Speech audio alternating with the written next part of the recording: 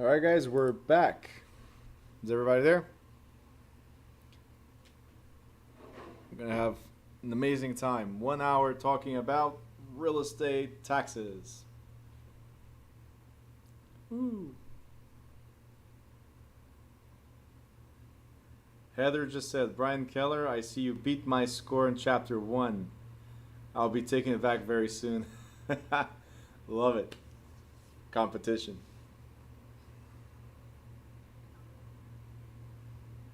I beat everybody's scores, just saying.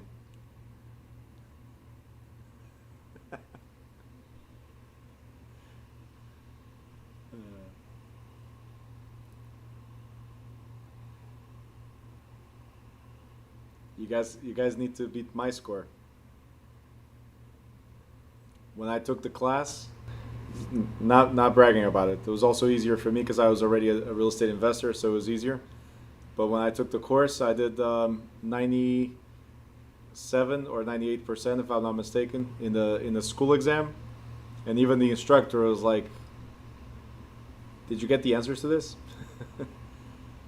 But I beat it. It was the highest that he ever had. But I already had the instructor side of me in as far as investments. So it's a little different. For me, it was different. I cannot use it as a number. I had a student that was actually really good. He did first time he did the exam. He did 81, and then he said, "Bruno, can I do another one before I take the state?" And then he did like 94. So it was a ridiculous number. So just make sure you guys pay attention. Make sure you guys practice, like Heather's doing, and Brian, he says he got lucky. Practice, give it a try, and you'll get there. All right, I still see some people not on the cameras. Shady is gone for a while. Let's see.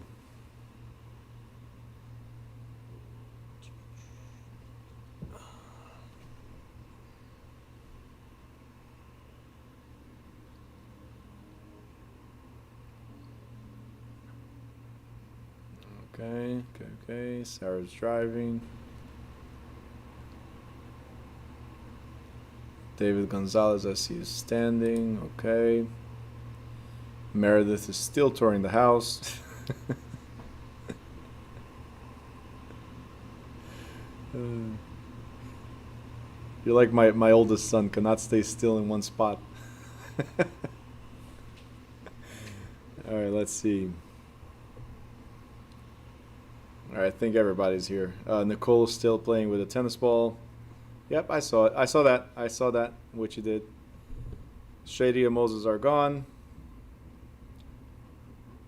Sarah left the laptop camera on and then takes me on the ride on her cell phone. Okay, no problem. You're occupying all my lines.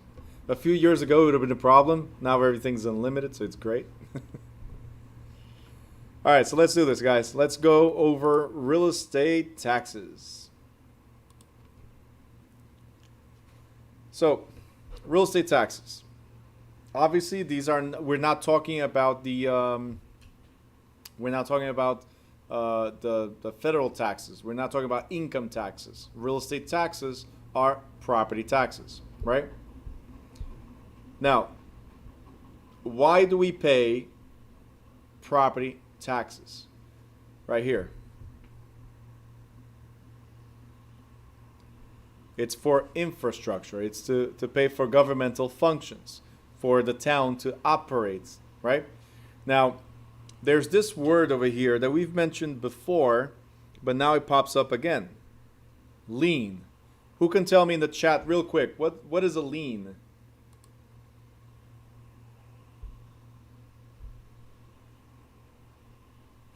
What is a lien?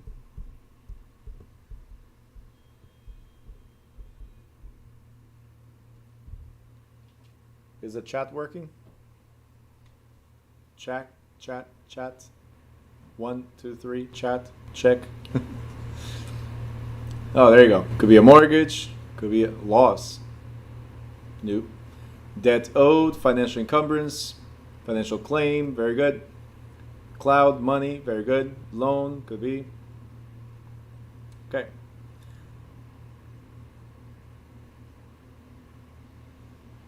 Credit what?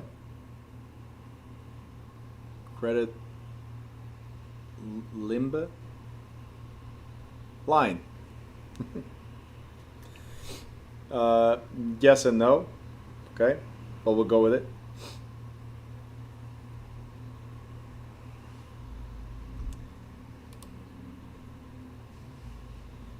Money owed. Lien is money owed or financial claims against the property. Lien is money owed or financial claims against the property. In this case, is a tax claim against the property. Tax owed against the property.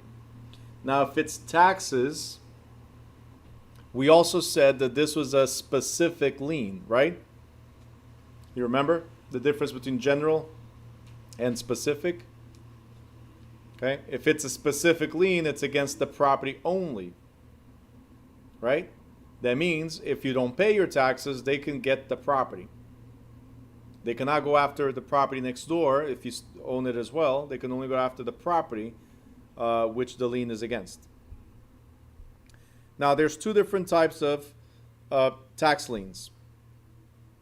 First one is called ad valorem or general tax lien. So every time you see ad valorem, it's the same as general tax.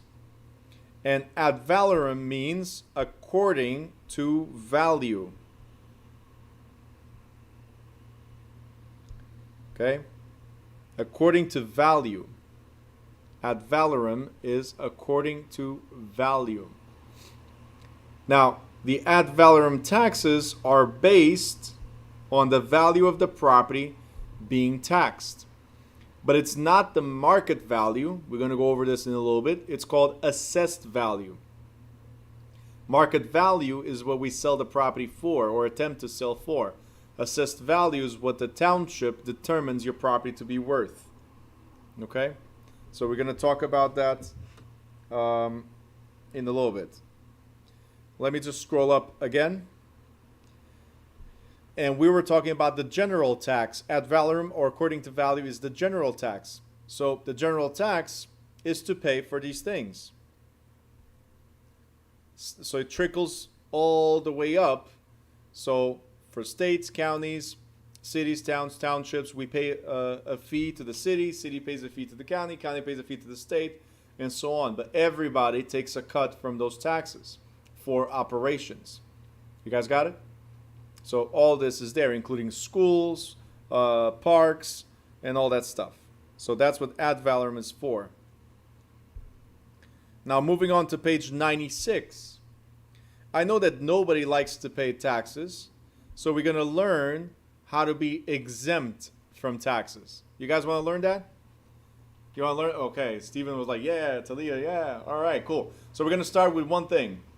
We're going to start by reducing a little bit, and then I'm going to show you how to reduce a lot, okay?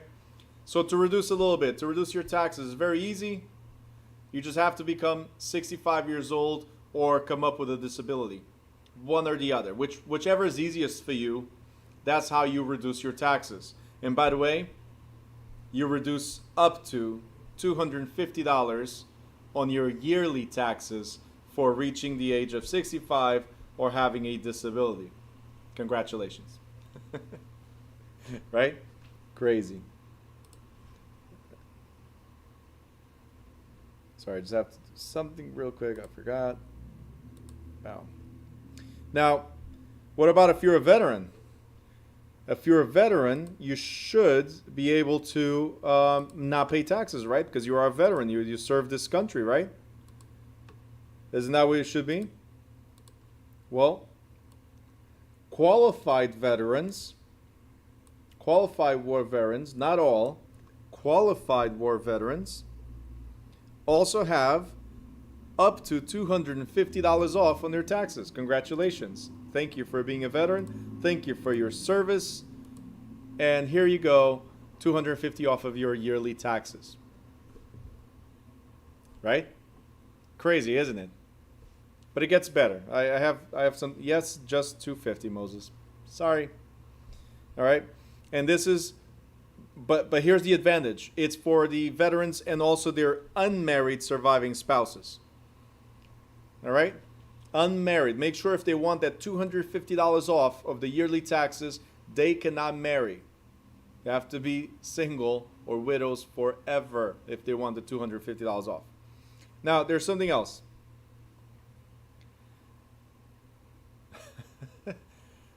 Chad says, yep, just $250. The Purple Heart does help some.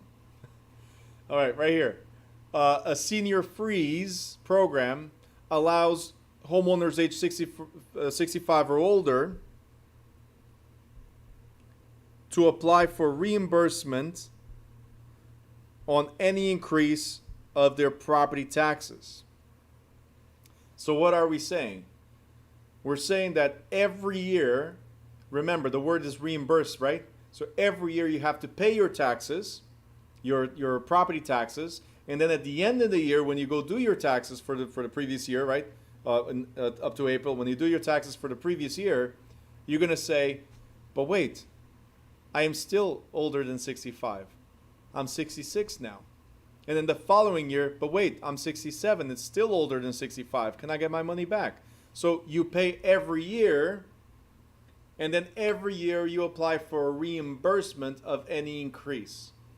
So if you forget to do this year, do you get your money back? No, it's not retroactive, okay? So a senior freeze,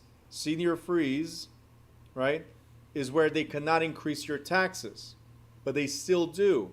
You just have to apply for a reimbursement on that increase, okay, every year. Crystal, do you claim one or the other, or can you claim both? What are you saying? Being a war veteran, being 65, or having a disability?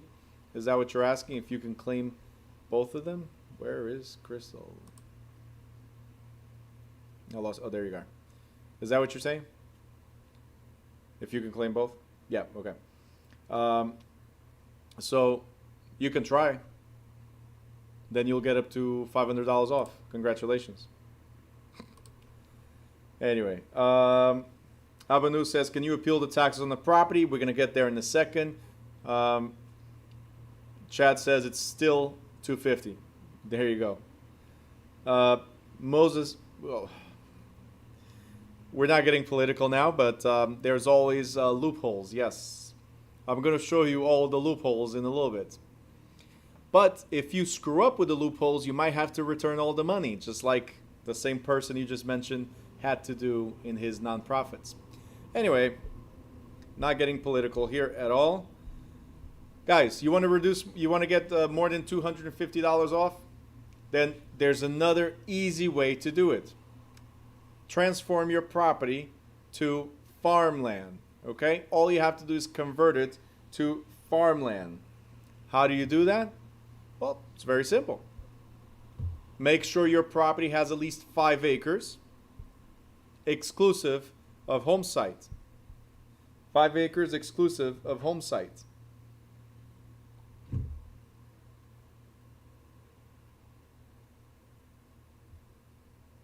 Okay? 5 acres exclusive of home site. What does that mean? Heather's like, in Jersey, where? A lot of places. We are the Garden State. Come on. You should know. Right? It's the Garden State. There has to be a lot of acres. If you start, you're from Texas, you just moved here? Oh yeah, you mentioned Texas the other day. Which town do you live in right now, if you don't mind me?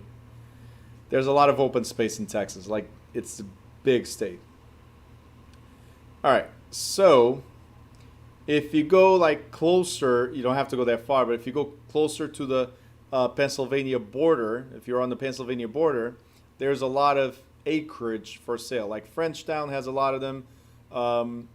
Flemington, Reddington, they have a lot of spaces. We're talking about sometimes 15 plus acres, right? And if you start going south towards Delaware, right? Listen, I'm just trying to help you. If you start going south towards Delaware, there's also a lot of space there. If you want north, then Where was it? I just saw one the other day. I'll let you know. I'm trying to remember, but I just saw one the other day that was right at the border with almost with a Truway, so close to the border with New York. All right, so exit 8 on the turnpike too. There's a lot of them. Gary said Sparta. Yep, Sparta has a lot of space too. All right, so why would you come from Texas to Germany? I'm not even. Okay, let's moving forward. So where was I? Right here. We said 5 acres. I don't know about that trade-off. 5 acres, exclusive of home site. What is exclusive of home site? So you have 5 acres of farmland, right? And then this is your home site. Home site, you don't farm here. Home site is where you have your house, the garage, the pool, the driveway. This is your home site, is where you live, is where you have your daily activities as a family, let's say, right? The 5 acres, you do not occupy, do not live, nor perform any daily activities here. That would be like the family activities. Do you have to use the whole 5 acres for farming? No. You could use this little corner for farming. What we're saying is that the 5 acres cannot be used again as living space. They have to be reserved for farming. You got it? So when we say 5 acres exclusive of home site, okay? So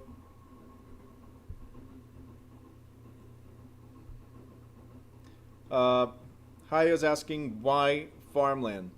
So it's to one is to preserve open spaces. We are again called the garden state, so to preserve open spaces. The other thing is farming. There's always benefits and grants towards farming. One of them is the advantage of lowering your taxes. So if there's no farming, right? There's no cultivation, there's no produce, there's nothing like that, then we eventually will starve because there will be nothing else to eat. So farmers, for maintaining that type of business, they get a lot of credits for it, okay?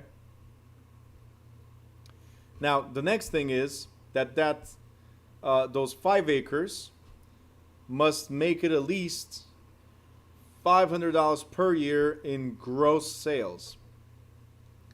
So $500 per year in gross sales. Okay? Gross, not net, gross. And the most important and most likely the question in the state exam is it must have been actively used. Let me do this right here.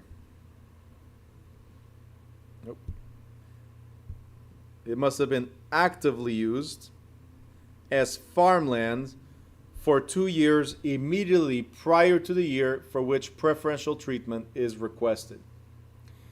So what we're trying to say here is very simple.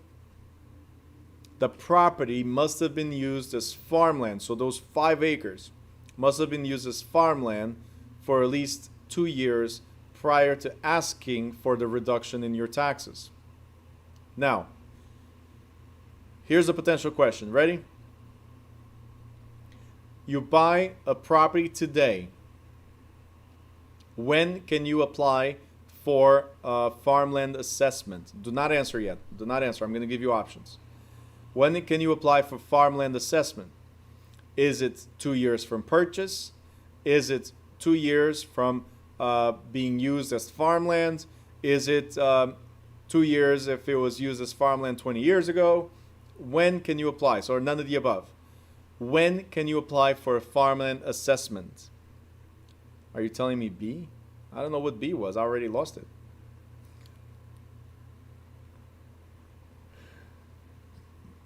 And Heather, yes, it's becoming very, very difficult. I know. All right, let's go to the chat. Is it 2 years from purchase? Was it 2 years from using it as farmland? What is it?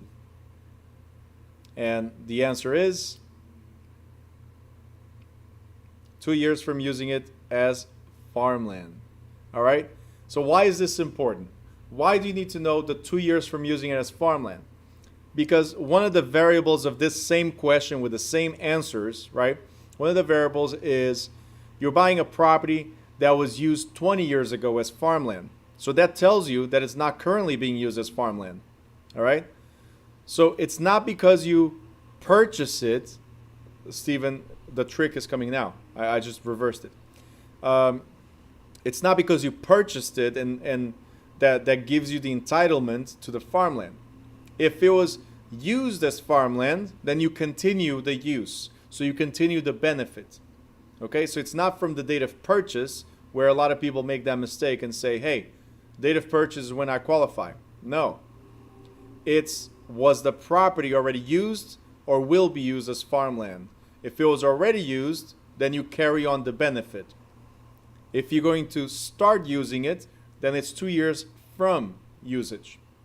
So let's say you buy it today, but you only start using it as farmland a year from now. When do you qualify? 2 years after that. So it's not from the purchase, it's from using it. That's the trick question in the state exam. They give you different variables. One of them being was used 20 years ago as farmland. The other one being it's been actively used for the past 20 years as farmland. So your purchase does not determine the 2 years. Okay? Your purchase does not determine the eligibility. In fact, it says right here in the book, the land must have been used. It doesn't say used by you. It says must have been actively used as farmland. That's all. So that's the trick. That's what you need to remember, is the active usage as farmland. Okay? Now, as farmland, in certain areas in the state, you're able to reduce up to 55% of the taxes. So, not bad, right? All you need to do is stretch your lands to have the 5 acres. Now, how about reducing 100% of the taxes? Anybody? Give me thumbs up if you want to eliminate your taxes. Just a few? Okay, no problem. All right, cool. All right, so let's take taxes out of the equation. It's very simple. Ready? You have 2 options. One is own the property as a religious, charitable, or non-for-profit purposes, and you're going to be totally exempt from property taxes. Option number 2 is become a disabled veteran, but not all types of disabilities qualify. Okay? Not all of them. So you need to find out from your from Veteran Affairs and from your town and from the state what will qualify you as a disabled veteran in order to receive this exemption. Okay? Church of Bruno. There you go. And our Bible or our Torah or our Quran is going to be the real estate book. That's what it is. So we can do that, definitely. All right, but did you guys understand? It has to be a 501c3, so a religious, charitable, or non-for-profit type of corporation, okay? And must be owned by the 501c3, okay? Those are the exemptions. They're totally exempt from property taxes and also income tax and all other types of taxing, okay? Even sales tax. You guys good? All right. I don't see a question mark coming, so here's, oh, there you go. All right. There was some resistance offered, but there's a question. Vanessa is typing. If you're going to ask about the Church of Bruno, we're not doing that, okay? Daphne just made a face like I would never go to the Church of Bruno. Like, that's not my religion. It is. You're taking the real estate course. That's your religion now. Okay. Vanessa, if you have 2 properties and one applies for 100% off, is that your question, Vanessa? Or there's more to it? Hold on, because I don't see you. Vanessa, right there. Is that your question or there's more to it? Okay. I got the hand, like, wait. Uh-huh. Like pump your brakes, man. All right. Imagine me, Church of Bruno, the way I talk. Imagine that. Like I'm gonna preach. It won't work that well. Uh, is it just for one, or can I have for both? Is there more to it, or can we remove the hand? Okay, that's it. Okay, great. So I thought you were still typing.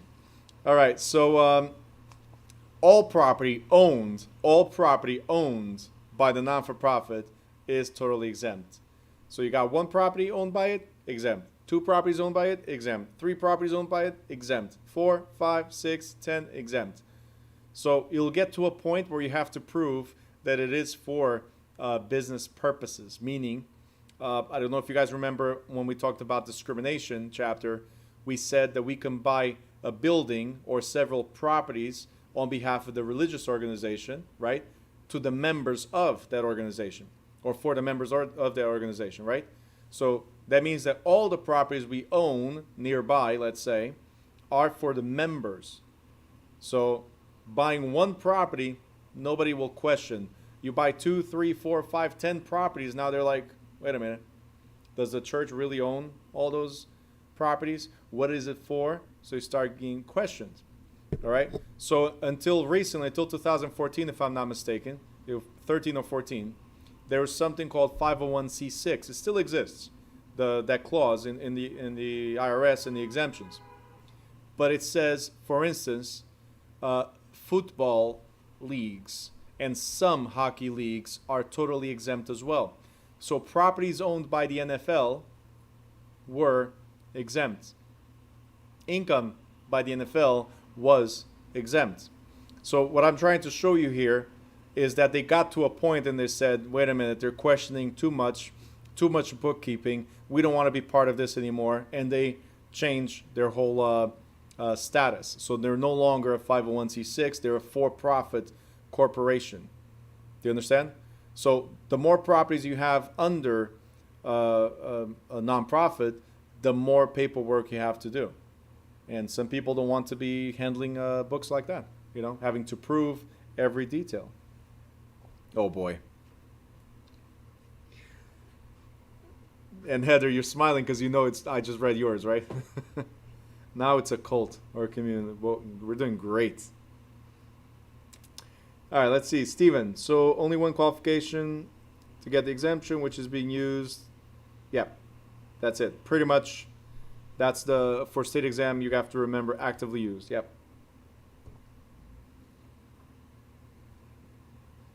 Nicole's asking, so do VFW locations pay any of these things? Well, are VFWs not-for-profit? If they are, right? If they are, then you have your answer. Okay? If they're not-for-profit, they're owned by the organization, then they don't pay anything, most likely.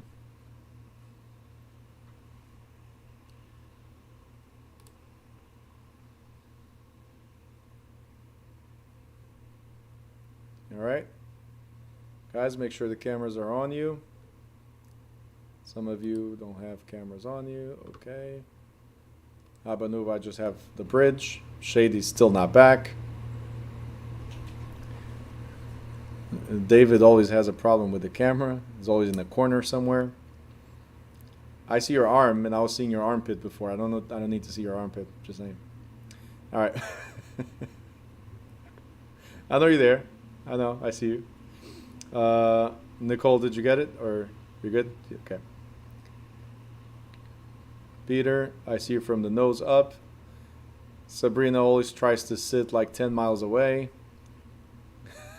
All right. I know you're there. I'm just... Let me come back here and try to hide. That's what she's doing. All right. So, why do we need to know? Guys, hit me up in the chat. Why do we need to know these things? Why do we need to know who qualifies for exemptions or not? Give me your best bet. Why do we need to know these things?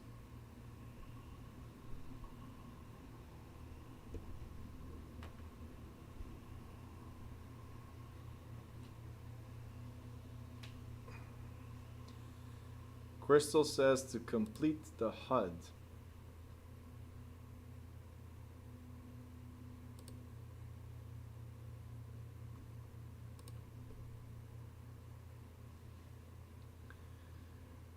Lou says to get our license. That's a great answer. To deal with different clients. Okay.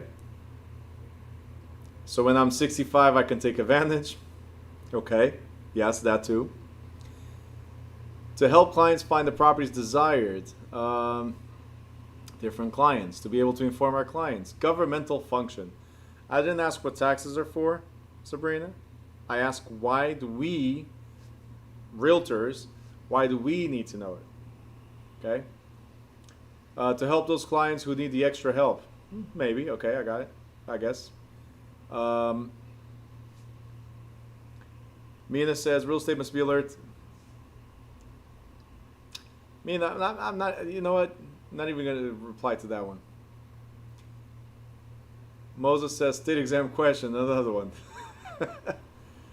Crystal says, sorry, I was wearing my loan officer hat. You got a hat on? I didn't see that.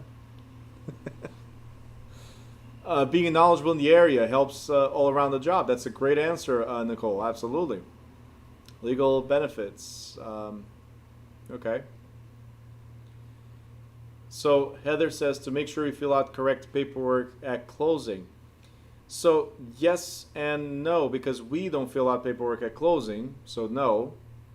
Yes, because just like the loan officer with the hat, a couple of messages before you, they need to know, right?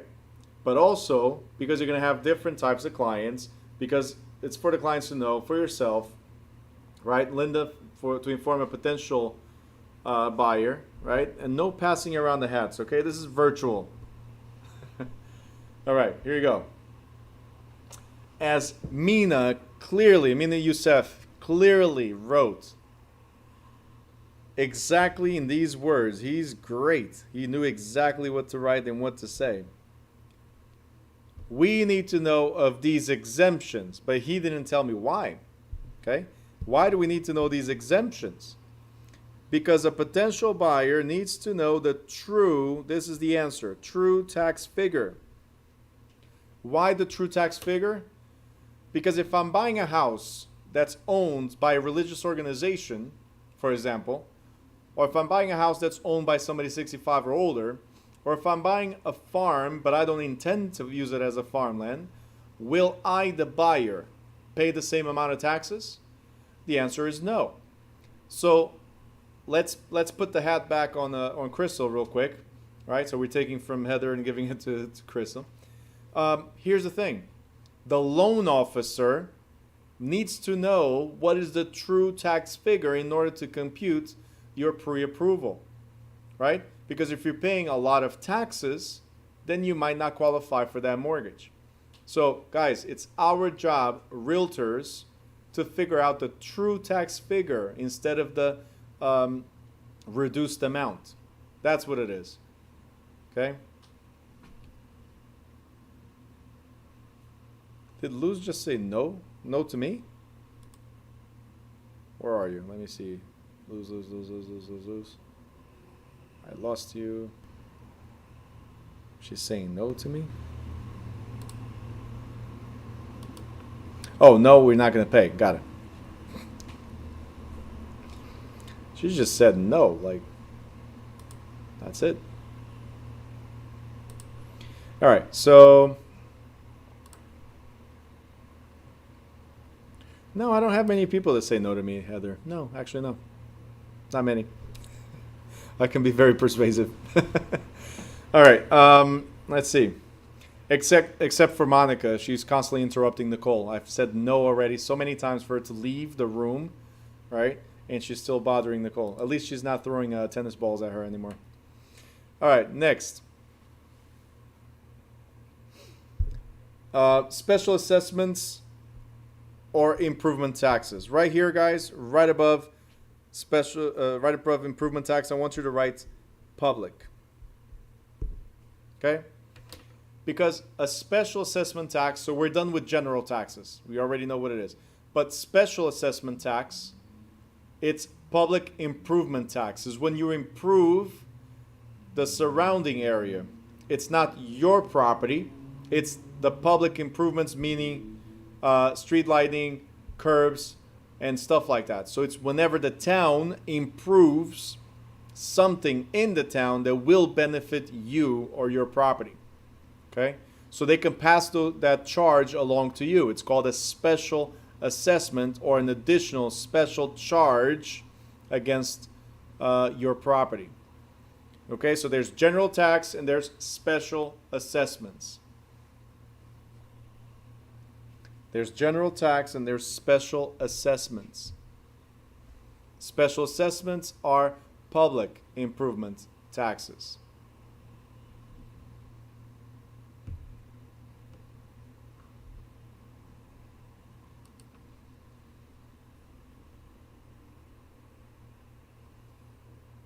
Good? All right. So taxation process. How do you get taxed? So in each community, a certified tax assessor lists the values of all property as of October 1st for the year that begins next January 1st. So we say this year how much you're going to pay next year. Now, the assessed value is what the taxes are based on. Very important that you know. Taxes are based on assessed value. Assessed value is not market value. It's two different things. Assessed value, if you guys want to write this down, assessed value is whatever the government, so municipality in this case, determines your property to be worth for tax purposes. Whatever the municipality says your property is worth. If you're a homeowner, you will know that the tax card or the tax bill or notice that you receive, right, says that the value of your house is, let's say, for land is $30,000, and then for the building is $100,000. So now the total assessed value is $130,000, right? The first time I saw that, I had just paid $340,000 for a house, and my bill comes with $130,000. My tax bill, I'm like, I got robbed, right? Somebody sold me an overpriced property. That was my very first house.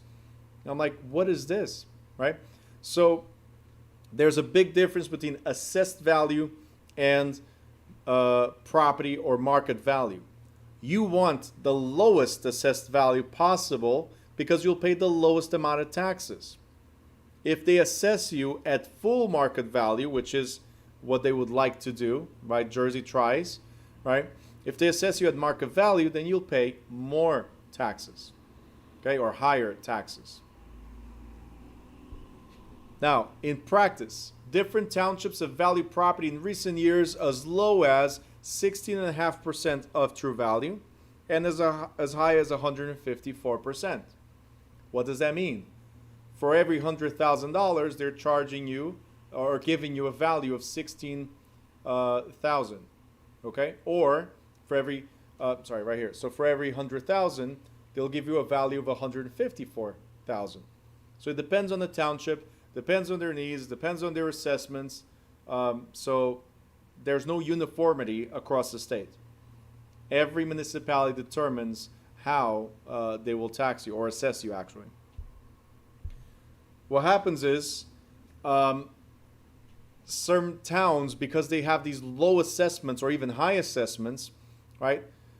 Certain towns that don't have a high turnover, like for instance, we're here in Newark, where I am, there's a high turnover of properties, so we don't have to have a revaluation of the taxes. When the market dropped, we did, but right now we don't have to. There's a high turnover.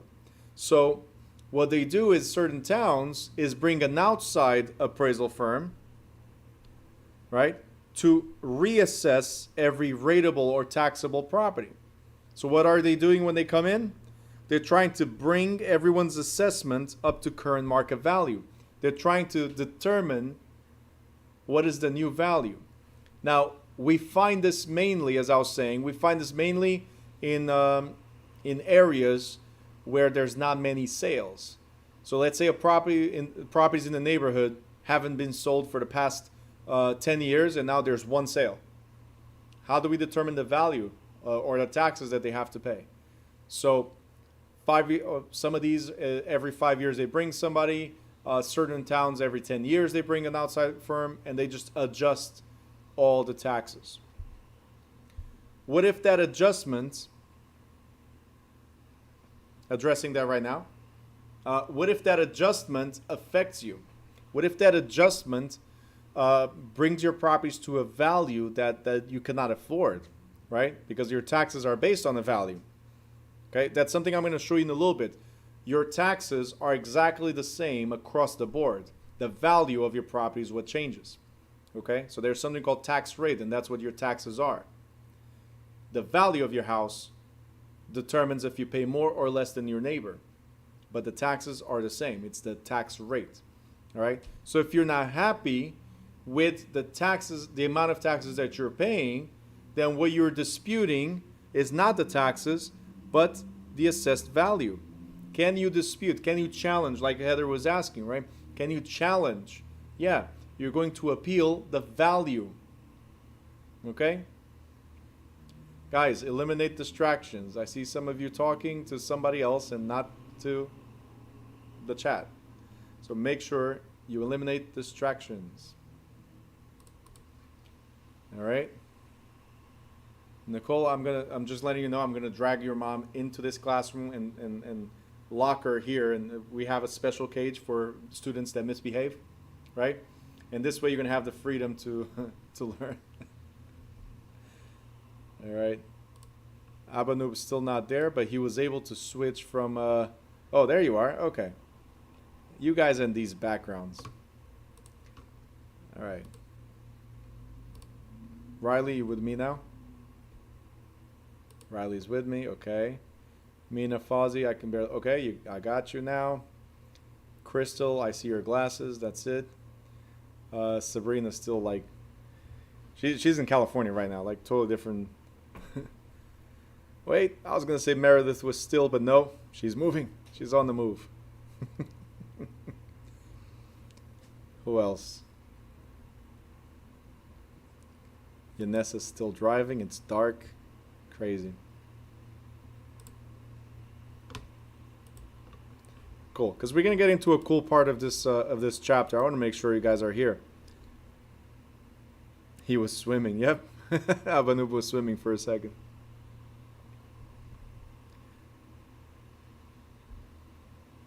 Daphne says, I was distracted by my noisy neighbors. Can you please go over assessed value versus full value?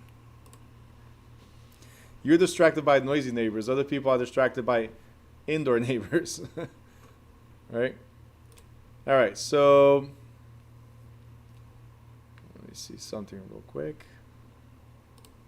Well, I'll just finish watching what I was watching. All right, cool. So addressing Daphne and everybody else, again, for the full value assessment or market value or assessed value. So the town determines what your property is worth. Okay, we already said that. That's called assessed value. That's what the taxes are based on. Okay, so if you ever want to challenge how much you're paying in taxes, then you have to challenge that value that the municipality attributed to your property. What I said also is that certain towns, New Jersey tries to do 100% market value assessment, but it's almost impossible because of the turnover, right? So certain towns assess as low as 16.5% of true value or as high as 154%. Again, what they'll do periodically is bring outside firms to reassess everybody and bring to current market value. So then you'll pay taxes based on current value. You got it? I guess question is coming.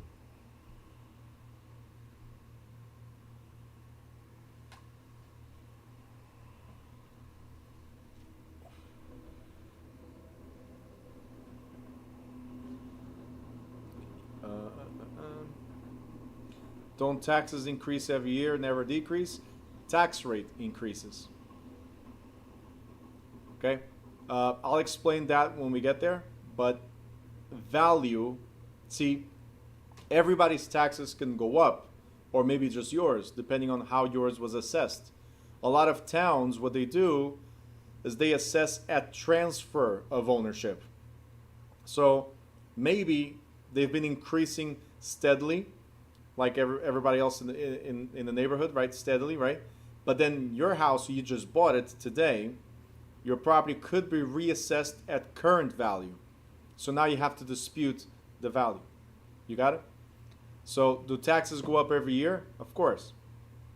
It's called cost of living. It's called inflation. It's called the demands of for a municipality to run. Things get more expensive.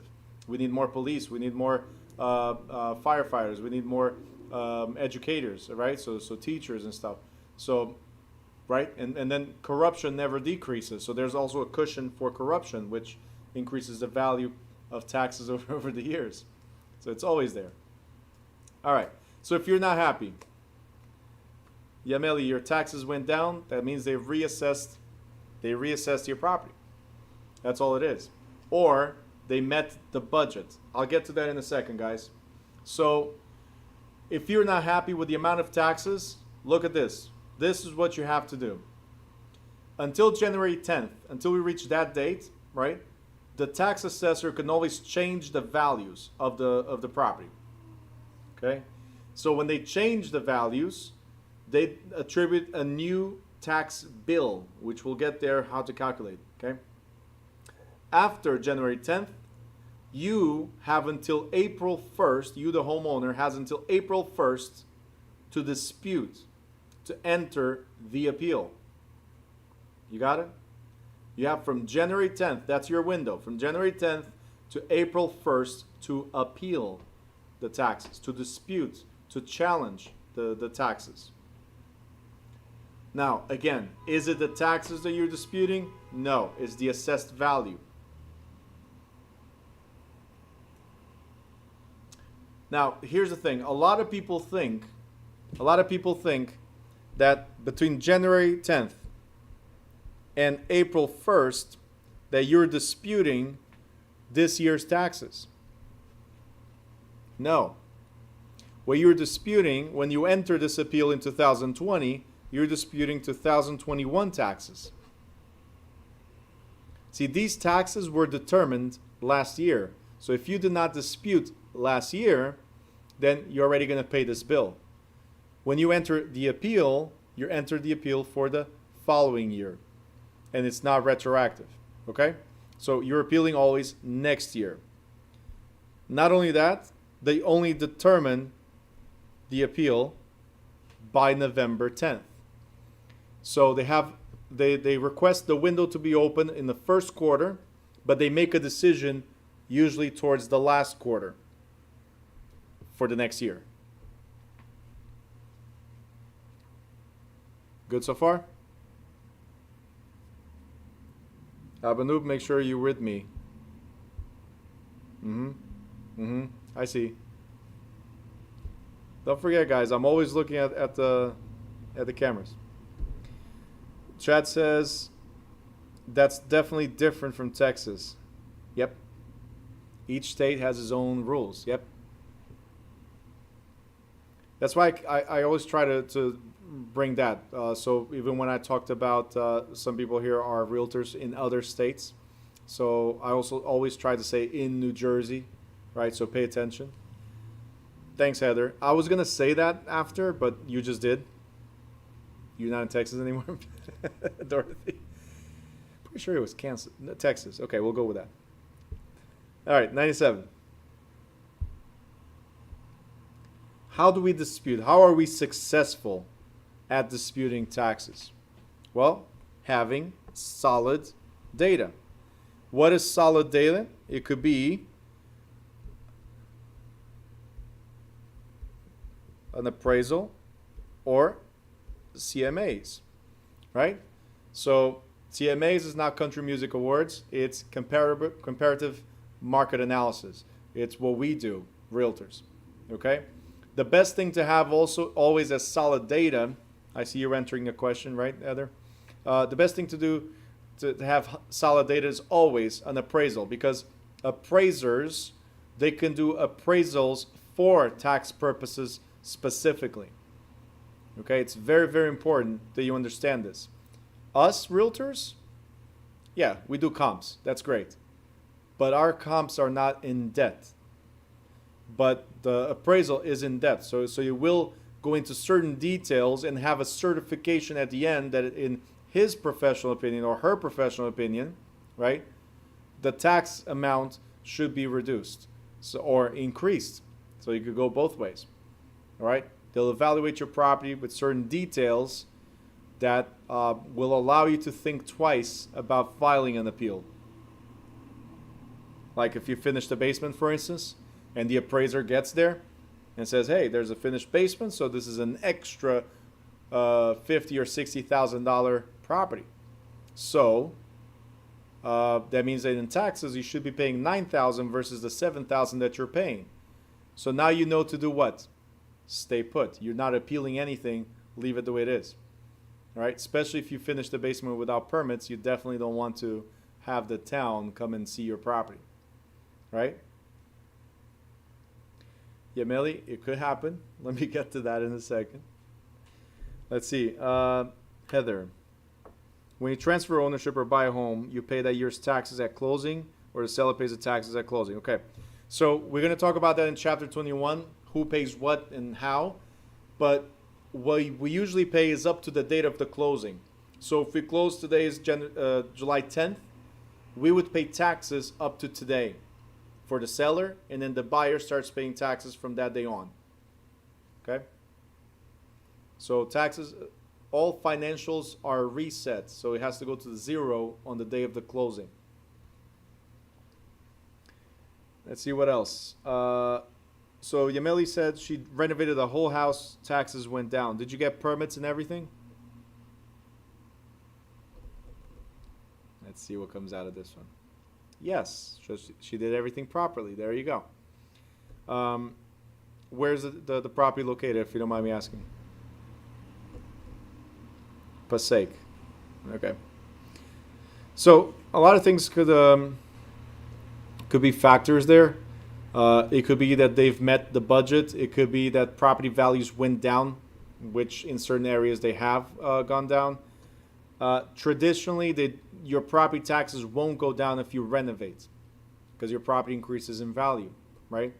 But there's a lot of, no, maybe you didn't. What I'm saying is maybe you didn't do an appraisal, but the town, I'll tell you this, here in Newark, in 2012, everybody got together and started pushing the councilmen. So for each ward, they started pushing the councilmen for a reassessment because the values, the taxes were being assessed on values of 2008. 3 years later, right, the values are all the way down. So why are we paying taxes on high values? So everybody got together and forced pretty much the councilman to address at a city hall meeting that the taxes should be reassessed. So then the city of Newark had to reassess everybody's properties, and they dropped roughly 32% in value as far as assessment.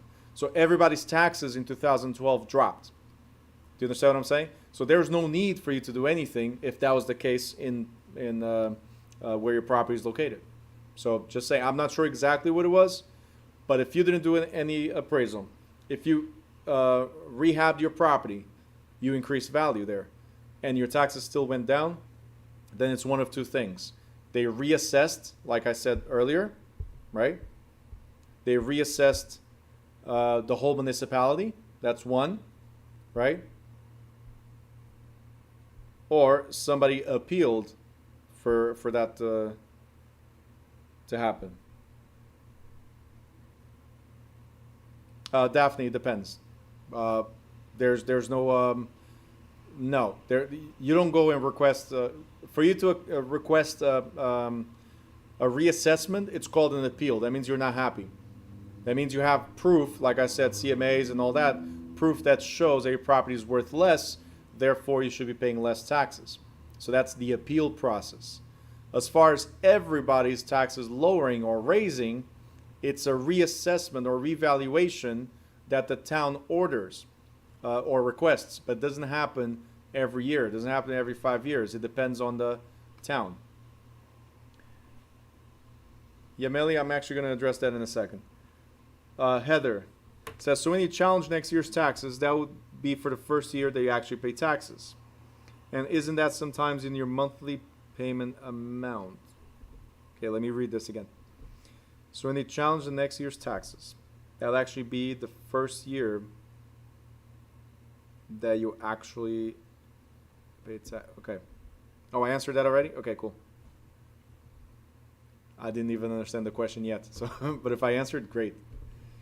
I'm a little lost in how the question was formulated. So you're saying, sorry, let me just confirm what you're saying so I address everybody here. Are you saying here that it would be your first year paying, like you just bought the house and that happened, that's what it is? Okay. So you're challenging. So what happens sometimes, guys, is also you're buying a house and already says in the listing that the owner, the seller, is appealing the taxes. So you could have lower taxes as soon as you buy. So you could. Now, the fact that it's included in your monthly payment, that's mortgage. And mortgage has nothing to do with taxes. What they will do when you win the appeal is at the end of the year, right, they're going to give you an escrow statement. Escrow is taxes and insurance. If you overpaid in escrow, right, so they have a reserve. If you overpaid, they might either give you a check for the amount that you overpaid or credit towards next payment. Okay? Good? I answered the second part. Great. All right, cool. Yameli says that my neighbor pays $12,000 and I pay $6,000. Let's keep this a secret. So the question is, Yameli, the question is very simple. Let me see where you are. There you are. Okay. Is your house exactly the same as your neighbor's house? Is your house better? Is your house worse? Do they have a pool? Do you have a pool? Is there a garage? Is there no garage? So you don't have to answer. My point is, if their house is better than yours in terms of size, in terms of amenities, then they will pay more taxes, right? If not, then they are entitled to dispute theirs. And what they usually do, that's why you want to have solid data. You don't want to get there. Let's say it's your neighbor that's disputing their taxes because they see your taxes. Because taxes are public records. I can find out your taxes right now. Okay, I just go online. Every property is listed. It's public records. So I go there, I'm your neighbor, and I pay $12,000. I see, well, wait, how is she paying $6,000? Like, her house is bigger than mine. She has a pool. I don't have a pool. So now I'm going to go dispute this, and I say to the town, to the taxation board, I say, listen, she's only paying $6,000. I'm paying $12,000. She has all these amenities. I don't. One of two things is going to happen. Either my taxes lower or yours go all the way up. Do you understand what I'm saying? So, yeah, let's keep it a secret for now. Let's leave it alone. But I'm just letting you know what could happen. You could get reassessed because they complain after seeing your taxes. And that's why appraisal is always better than the he said, she said type of scenario. Okay? Now, here's the good news. If you win, then it stays in effect for at least 3 years, meaning they cannot come back to the value where it was for at least 3 years. All right, it's 9 o'clock. All right. Avenue, if I would buy a house and plan to sell 1 year later, in that case, would it be better to don't? We're not talking about down payments. We'll bring that when we get to mortgages, okay? So we're in taxes.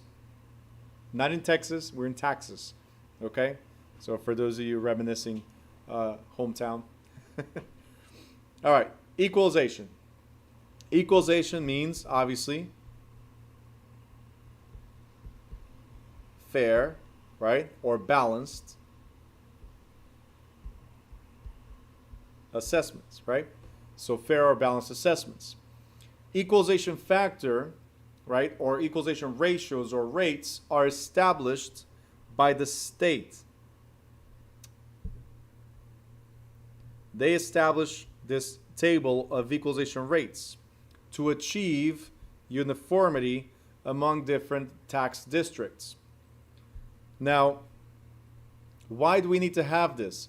This is not something you need to calculate, guys. This is the state provides this table for the whole state of New Jersey, and most states have something similar. This is important to local governments because state funding of programs is based on assessed value, meaning every town has a school, right? But some towns have more population, so they need more schools. And in certain towns, that population lives in poverty or close to it, so they need more assistance. In other towns, right, there might not be a need for financial aid.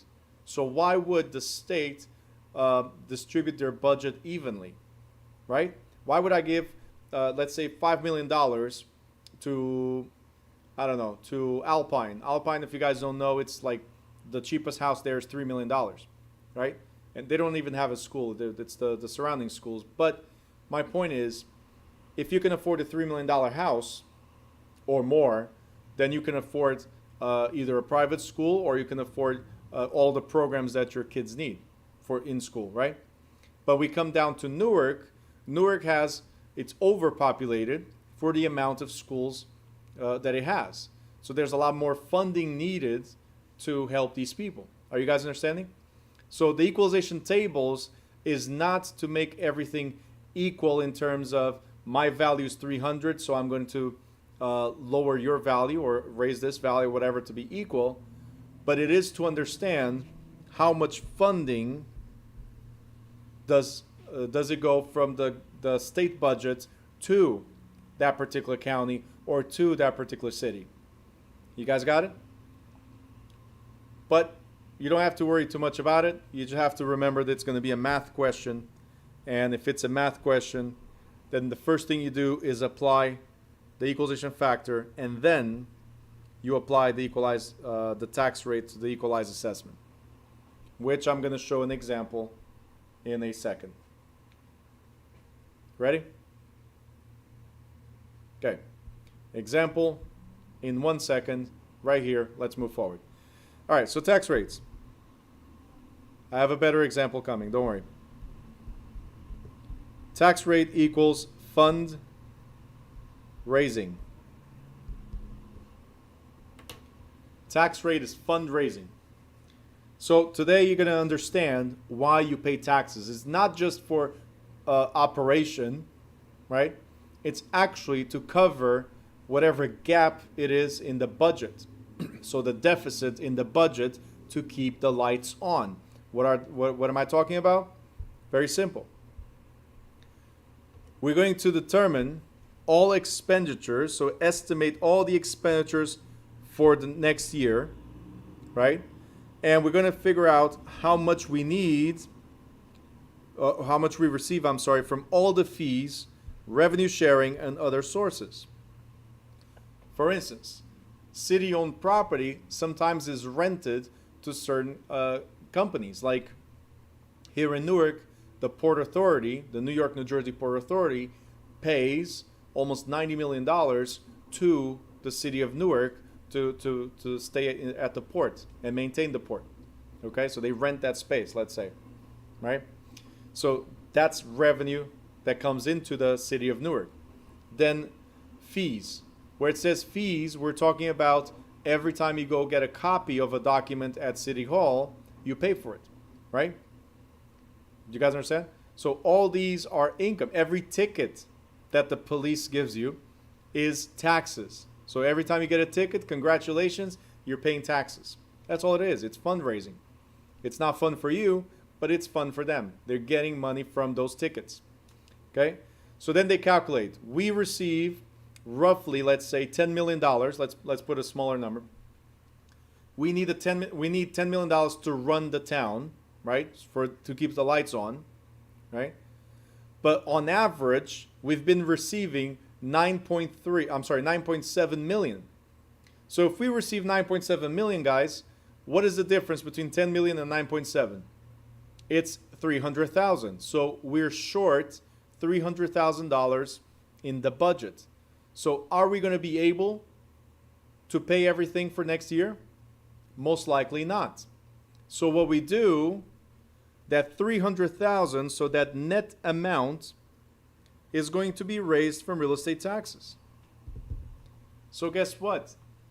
The amount of taxes you pay, right, is just a little tiny hole in the budget. Everything else comes from other sources, right? And some people complain, oh, I pay too much taxes. Yeah, but it's nothing compared to what it really costs to run the town. Do you guys understand? So it's the net amount. Taxes is fundraising to meet the town's budget to keep the lights on. Now, let's go up here and figure out what is that deficit and how we get to the tax rate. On the right-hand side on top, it says, to arrive at a tax rate, so to reach the tax rate, we're going to figure out the total amount of money needed for the coming fiscal year. How much do we need? We said it was 300,000, correct? That's how much we needed. And then what we're going to do is divide by the total assessment of all real estate located within the municipality. This is called assessment roll. Now, think about it this way. There's 40 people here right now, 40 people. Each one of you is a house, let's say, that belongs to New Direction Municipality. Let's call that New Direction Municipality.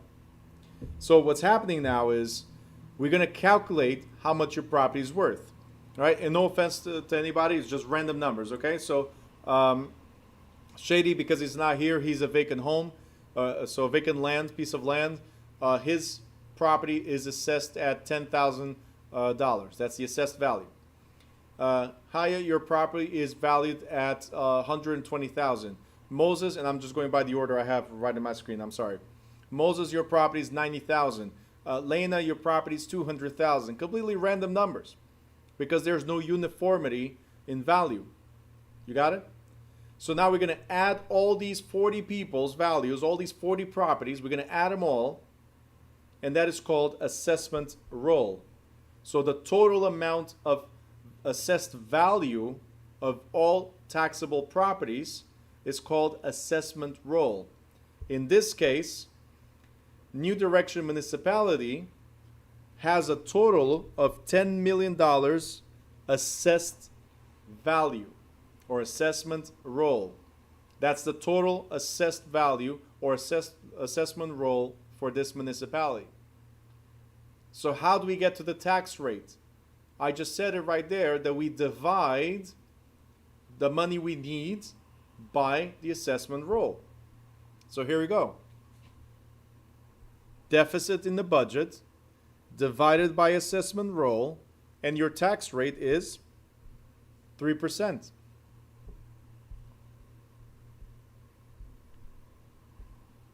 That's it. So guess what? We needed 300,000. I divided by everybody.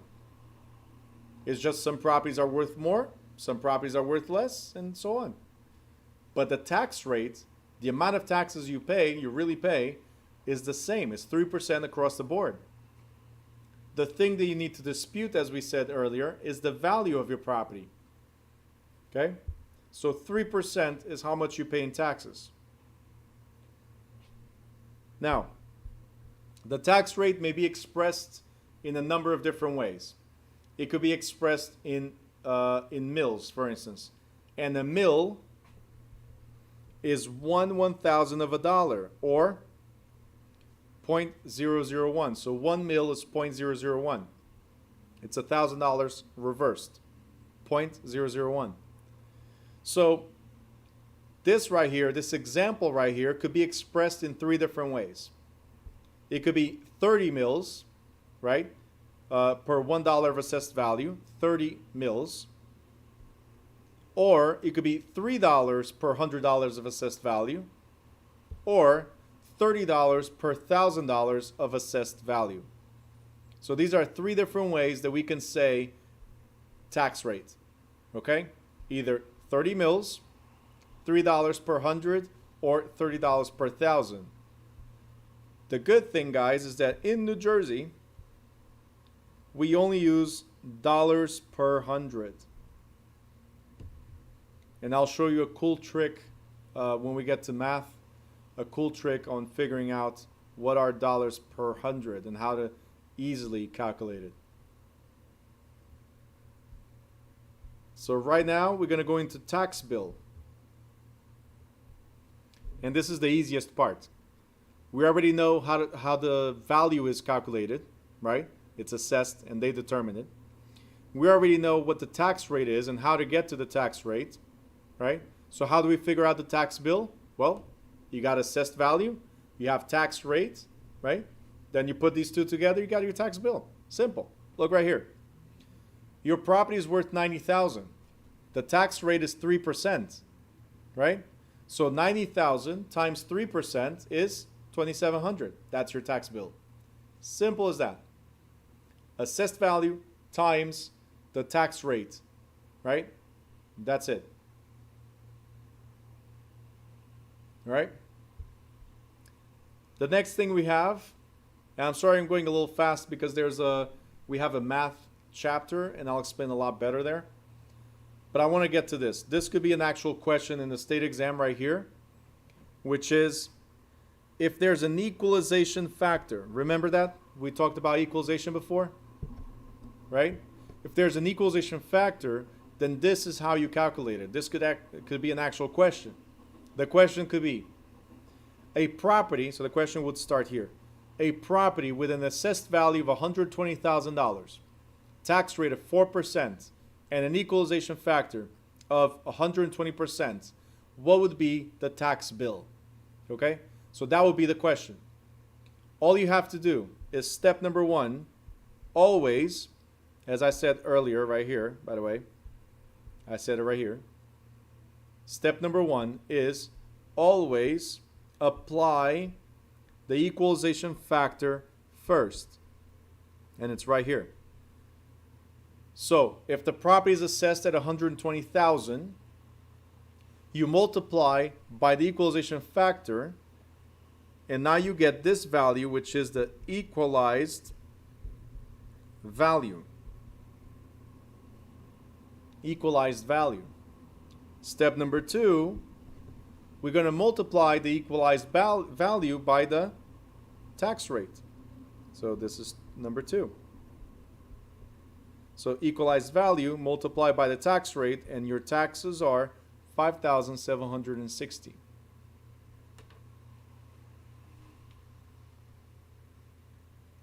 Okay, again, this could be an actual question in the state exam, something like this. We will repeat all this when we get to math. I'll give you several examples of how to work this out. So right now I have it in green because, again, it could be an actual question. All right, guys. Tax liens. We're almost done. Just need a few more minutes. We're almost done with this. The next page is the last page. Tax liens. You already know a tax lien is a financial claim against a property. What you need to remember is that these are perpetual. Meaning, they're never going to go away. There's always a brand new bill. Brand new bill. Every January 1st. It's a perpetual lien. Brand new bill every January 1st. It's not like a mortgage. A mortgage, you pay it down, reaches zero, boom, the house is yours, right? No more loan. But taxes are there every single year. All right, let's go to the next page, and you guys can already see the relaxing word summary. Next page, we have tax sale. We're on page 98. Now, this part is going to be worth your time waiting, okay? I can guarantee you that. It's going to be worth your Friday night. So, I just told you that every January 1st, you get a brand new bill for the year, correct? If you pay $15,000 a year, then every January 1st you get a $15,000 bill, or more, because taxes tend to go up, right? So if you get a bill every year, let's talk about your utility bill, right? Electrical bill, let's say. If you forget to pay your electrical bill, what happens? They're gonna come in, shut it down, right? Or shut it off, right? The utility, correct? Stay with me a little bit longer. Guys, focus on the screen. Those of you that are chatting, focus on screen. Thank you.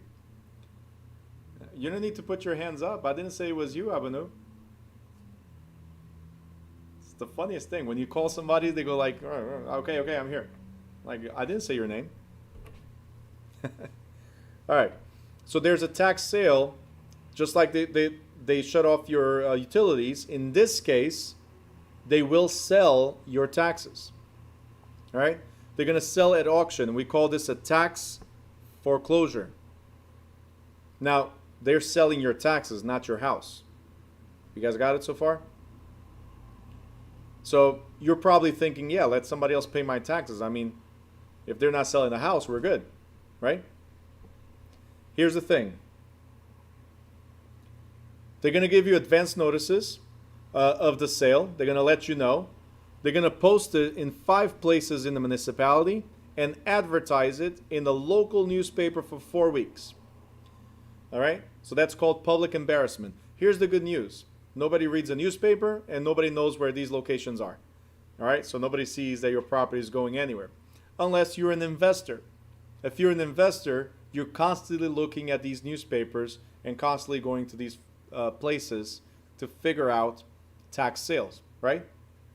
So owners of the property, says right here, owners of the property should receive a notice by mail letting them know about the sale.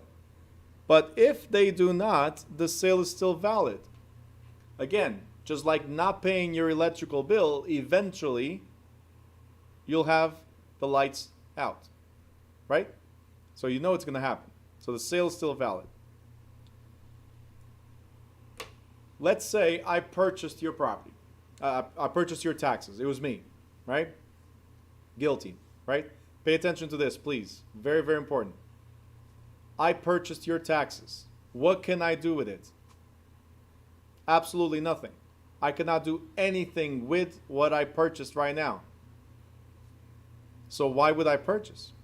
If I cannot occupy the property, right, or use the property, and I don't get title to the property, why would I buy it, right? Here's what we get. When we buy, we get a tax sales certificate. Do you guys know what a certificate is? Right? When I give the example, I give the example of going to a restaurant. You go to a restaurant and you have this coupon, the certificate to that restaurant. What do we do with the certificate? We redeem the certificate, right? So if I give you $100 to go to a restaurant right now, right?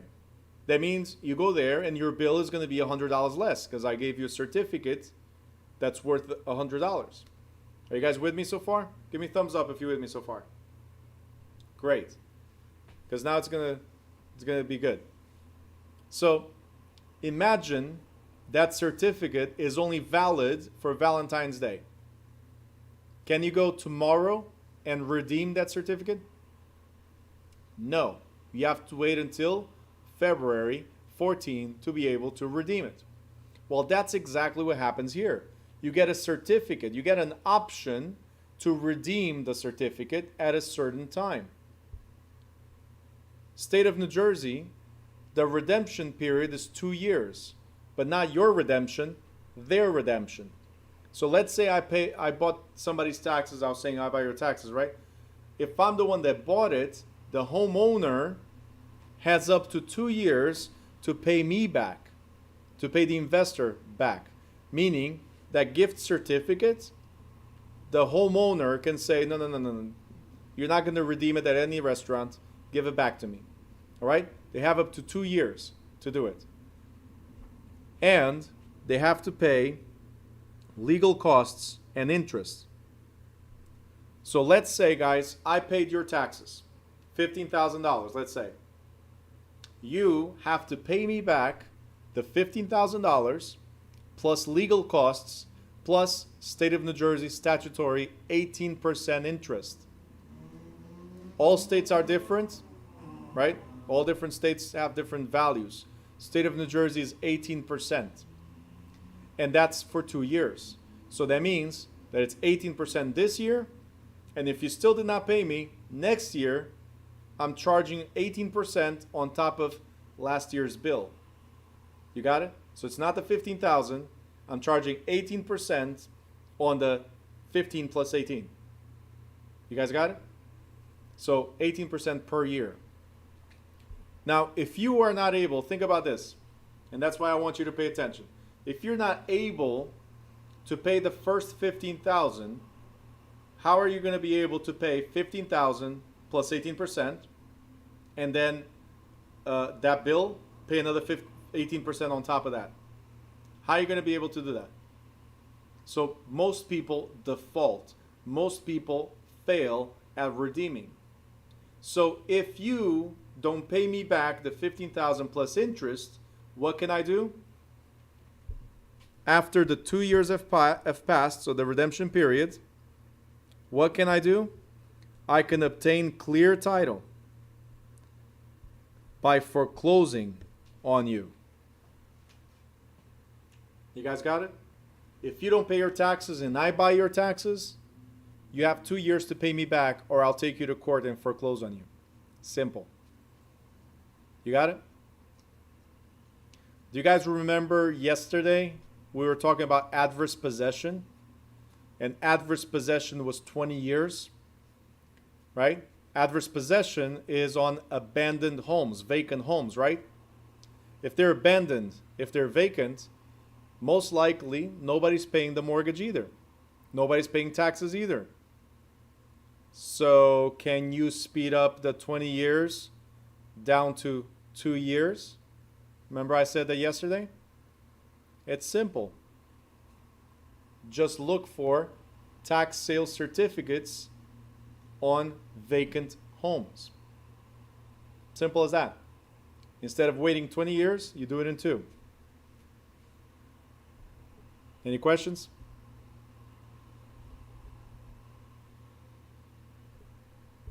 Questions? Abhinav just said not 20 years everywhere. In Jersey it is. Heather just said plus your current taxes. You're not obligated to pay. Got it. For the seller, they have to pay me plus 18% plus their current taxes. Yeah. Otherwise, somebody else is gonna buy it as well. Abhinav, what are you trying to say with the whole 20 years? Not everywhere.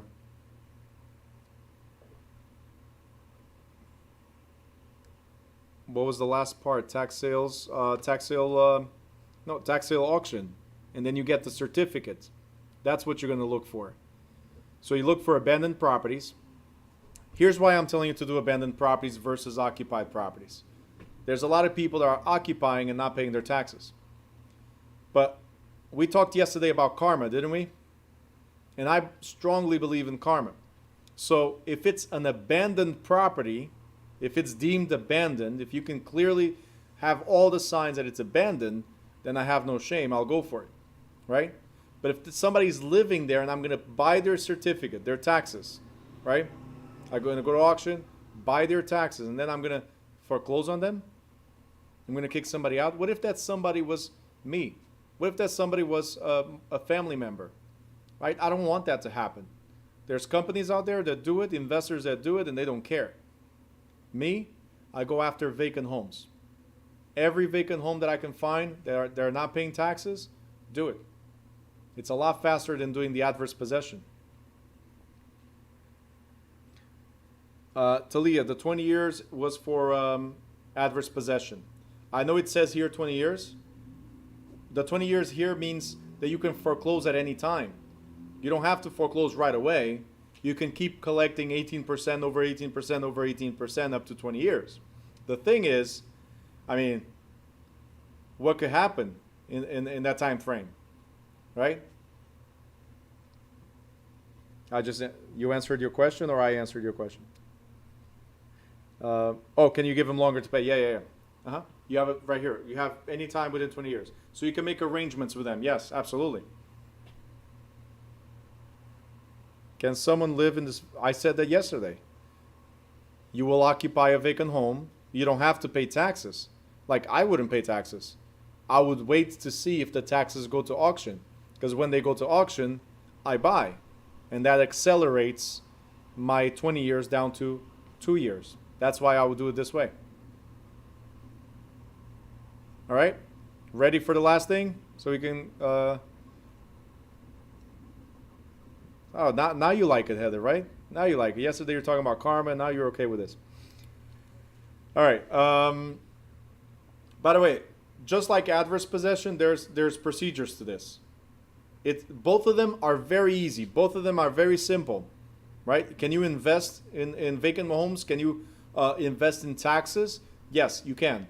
Just make sure you guys learn every step on how to do it. This is not an investing course. I'm just letting you know what's out there, because you're going to have buyers and sellers that went through this type of scenario, right? So you should be aware and be able to advise your clients. If you're going to do it, make sure you take a course on how to do it. Learn. And most of the information is free. Make sure you look for New Jersey. All right? If you want to invest in other states, make sure you look for the laws for that particular state. All right? Talia, no, you will not take them to foreclosure if they're paying their mortgage. You're taking them to foreclosure because they're not paying their taxes. You're foreclosing on the homeowner, you're foreclosing on the bank, and you're foreclosing on anybody that's on title. So it's a win-win situation for you. Think about this. If the homeowner doesn't pay you, you get the house. Right? Simple. But if they don't pay, there's a mortgage company. Do you think the mortgage company is going to let a $400,000 lien go because you paid $15,000? No. So most likely the mortgage, the bank, will pay you. So if this one doesn't pay, this one will. And guess what? If neither one of these pay, then you get the house. So it's a win-win-win situation. Somebody's going to pay somehow. That's the power of municipal liens, including water and sewer liens, which are a lot cheaper than taxes. So you can look for water liens and purchase them for like $300, $500, $1,000, and you have the same right to foreclose within 2 years. Just saying. Anyway, we need to move forward. This was just a hint of how you can invest.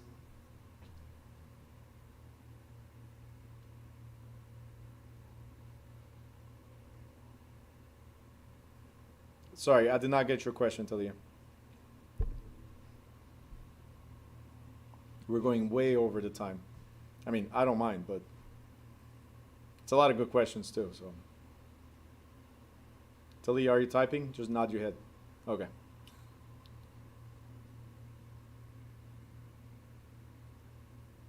Is it worth it so far, waiting a little bit longer? Just this part? Yes, no, maybe? Okay. This is like a $1 million trick that I'm telling you right now. So I only charge you $20,000 per person, okay? Next.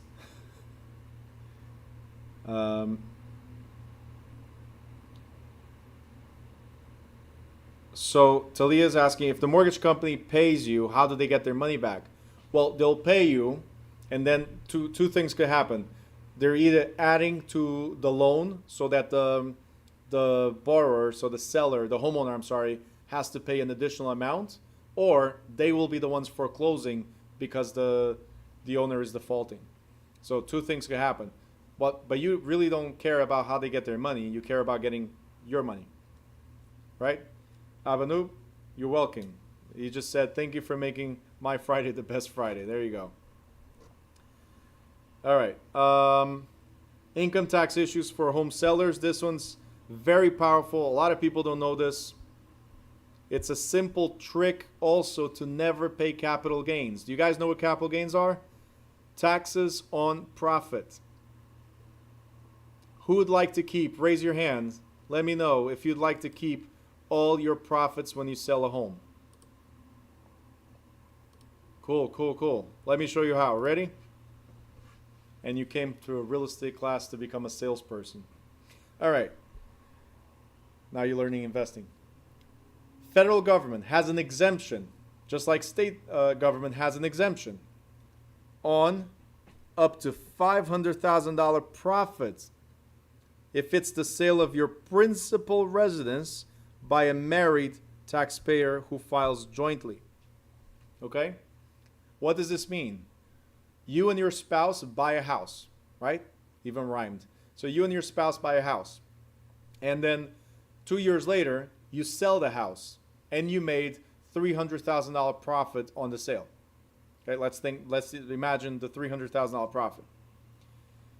If you were to pay taxes on the capital gain, you would pay 15% of that money, 15% of 300,000, you would pay to the IRS.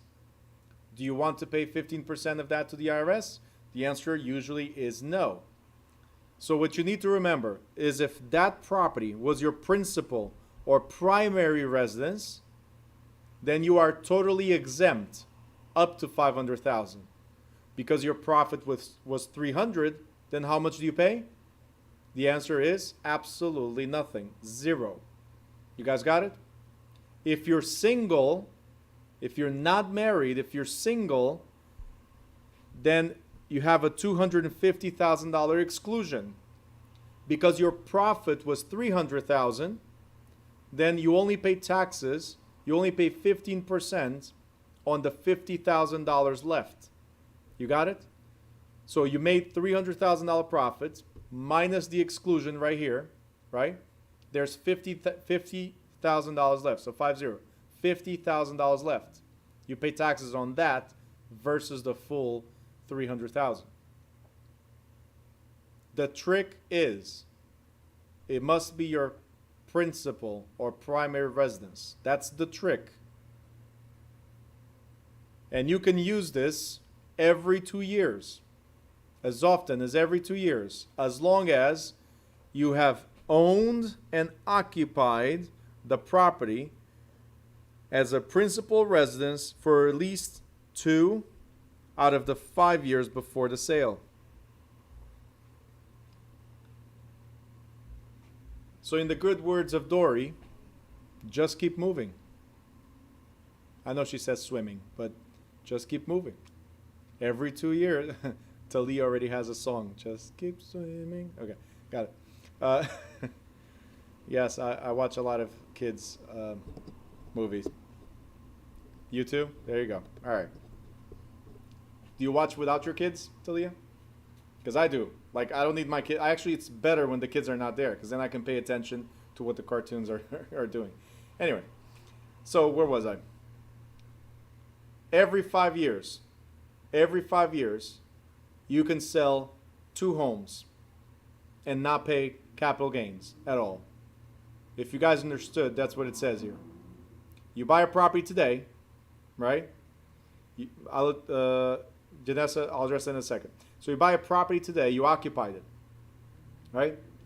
2 years later, you see another property, right? And you're going to move to that property. Within 5 years of the first purchase, if you sell the first house within 5 years, right, then you don't pay capital gains at all. So that's the time limit. You got 5 years from the first purchase, and you must have lived there at least for 2 years. And guess what? You want to sell your second home too? Where you live right now? Sell it. Within that 5-year period, you're good. And guess what? The 5 years keep on coming. So you just keep on moving. You got to live and occupy, okay, for at least 2 years out of the previous 5. It's a trick, legal trick. I'm only showing you legal stuff, okay, on how not to pay taxes on capital gains legally, lawfully. Does it matter if it's a 2 to 4 family dwelling owner occupied? The key word is owner occupied. Okay? So that's it. The key word owner occupied. Residential owner occupied.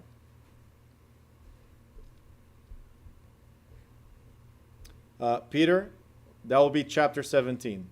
But if you are an investor, just live here for 2 years. You could still be an investor, right? Just live there for 2 years. How you going to live there? That's totally up to you. If you're going to live in the basement, if you're going to live in the attic.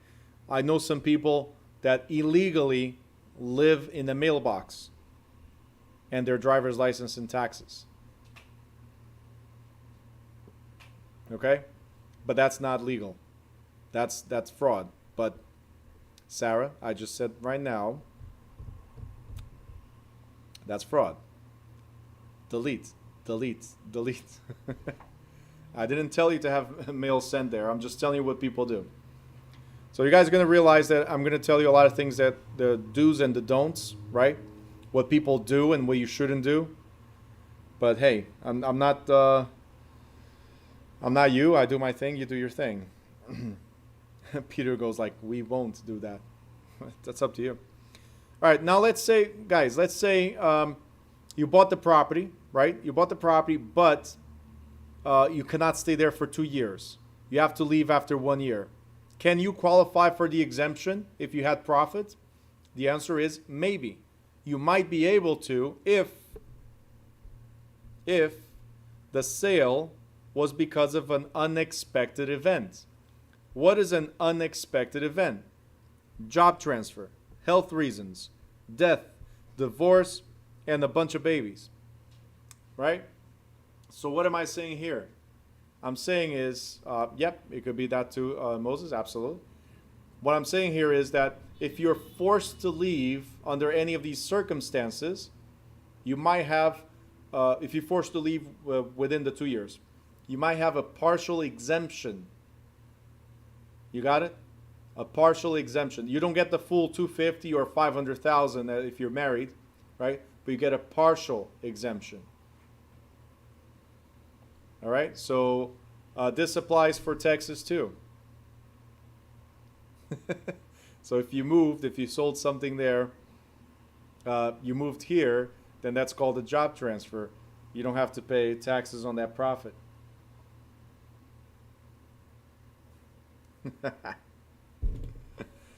Heather says, I'd rather pay taxes than have a bunch of babies. It would cost less in the end.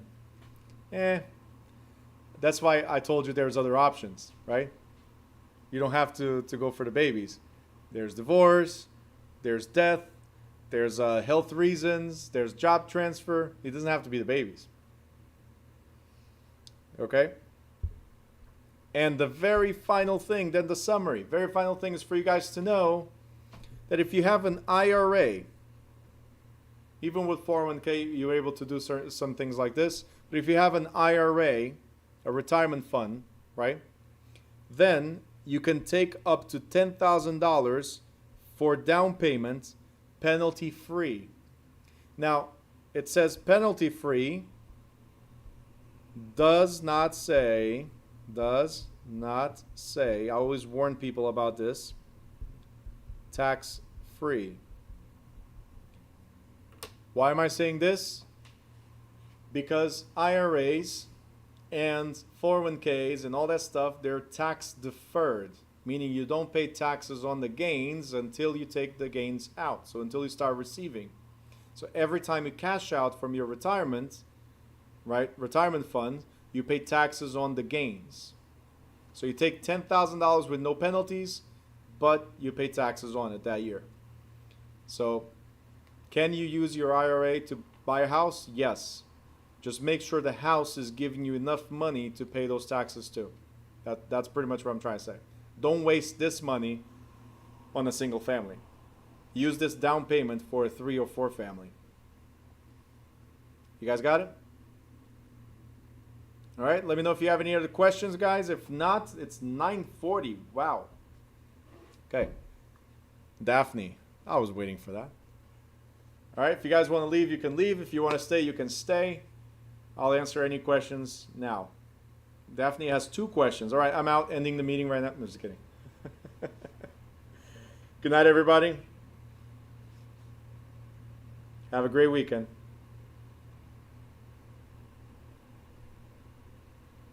Extra credit. Tell your sister to have the vodka ready.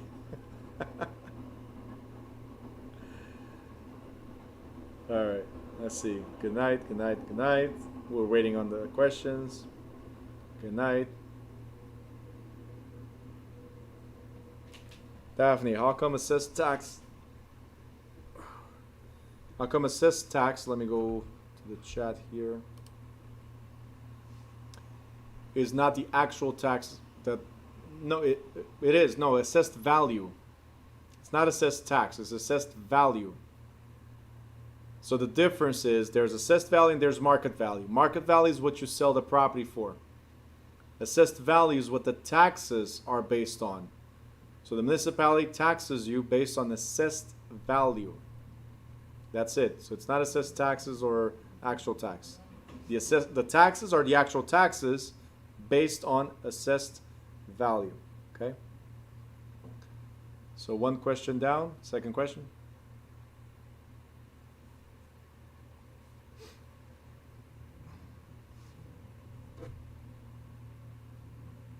Good night, Talia.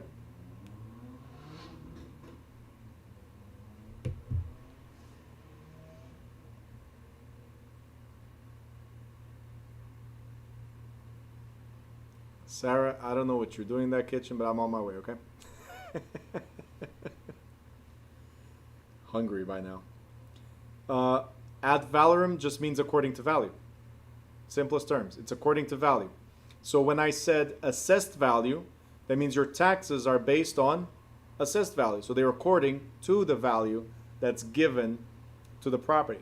So that's what assessed value means, according to value. Ad valorem.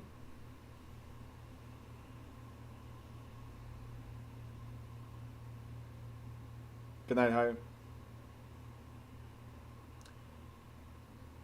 So the ad valorem taxes are for general tax purposes. And then, so there's two types of taxes: general tax and special assessment tax. Okay? So the general tax is based on the value and it's for general purposes of the town. So police department, fire department, so on, right? They are according to the value. So these general taxes are based on the value of the property. That's the $15,000 you pay every year. The special assessment, these are taxes that come once in a while based on the improvements that are made to the municipality or to your street, for instance. Okay? So that's the difference. Connie, you have an amazing weekend. Thank you for joining us.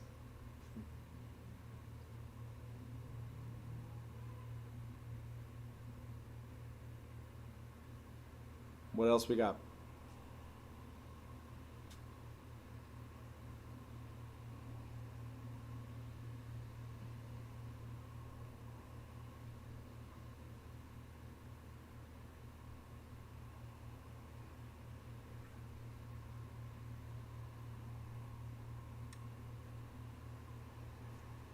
No problem. Anything you guys need, always ask. Have a great weekend. See you Monday.